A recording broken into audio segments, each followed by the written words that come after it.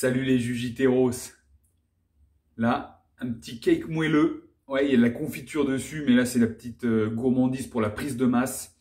Recette de cake moelleux, hyper simple, hyper nuage, quoi. Allez, prépara, combattez! Alors, les Jujiteros, pour cette recette, nous aurons besoin de 2 yaourts au soja, donc 200 grammes. Alors, ça peut être aussi du skyr ou du fromage blanc. Il en faut 200 grammes.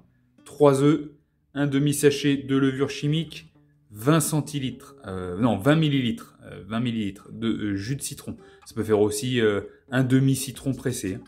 10 grammes de noix de coco râpée, 70 grammes de farine d'avoine et 50 grammes d'amandes en poudre. Voilà, et en matériel, on aura besoin d'un batteur pour faire monter les blancs en neige et de saladier pour préparer la mixture, ainsi qu'un moule à cake. Allez, c'est parti!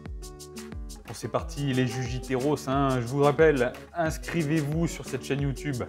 Allez, commencez par verser tout ce qui est aliments solides dans le saladier. Les farines, les poudres, la levure.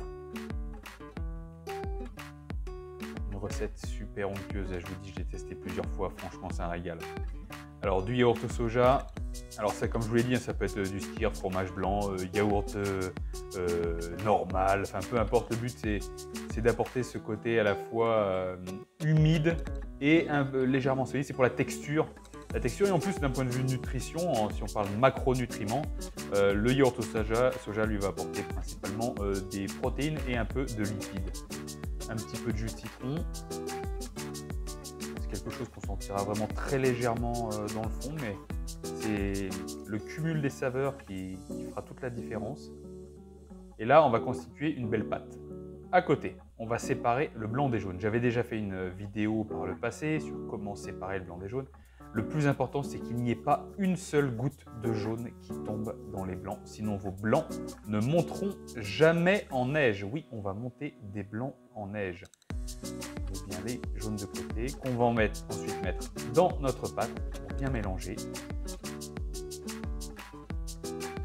Et là, vous vous rendez compte que dans la constitution de ce gâteau, il y a des glucides, certes, hein, par la farine d'avoine, mais il n'y en a pas tant que ça. Hein. Voilà, je disais, il n'y a pas tant que ça, mais on rajoute un petit peu de sirop d'érable. C'est vraiment pour les bouches sucrées. Là, vous voyez, il y a vraiment l'équivalent d'une cuillère à café. C'est rien, c'est vraiment rien.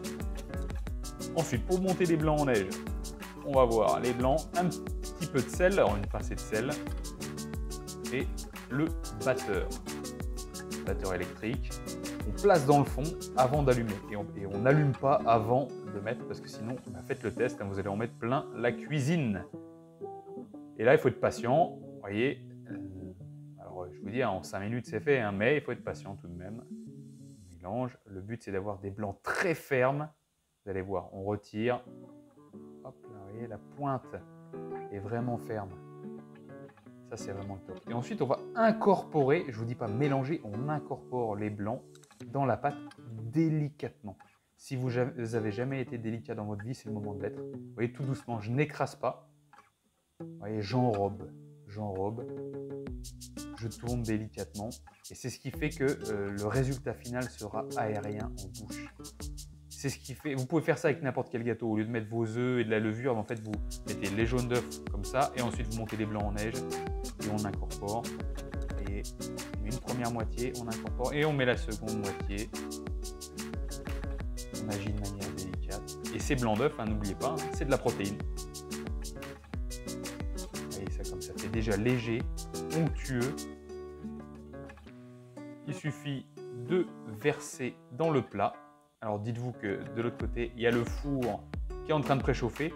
Pour celles et ceux qui se posent la question, hein, dans le descriptif de la vidéo, il y a toutes les indications avec les ingrédients, la température du four, la durée de cuisson. Il suffit juste de cliquer sur la flèche pour lire. On tapote, on enfourne et hop, on sort. Mamma mia! Regardez-moi ça.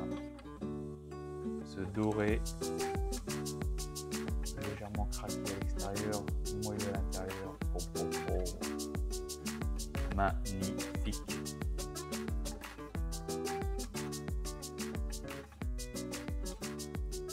Les Jujiteros, je vous laisse passer à l'action avec cette magnifique recette. Un petit peu de confiture pour la prise de masse. On peut aussi rajouter un peu de beurre de cacahuète en plus de la confiture pour la bonne prise de masse. Trempé dans le café pour une petite collation de matin avant l'entraînement. C'est toujours bon. Allez, je vous dis à la prochaine.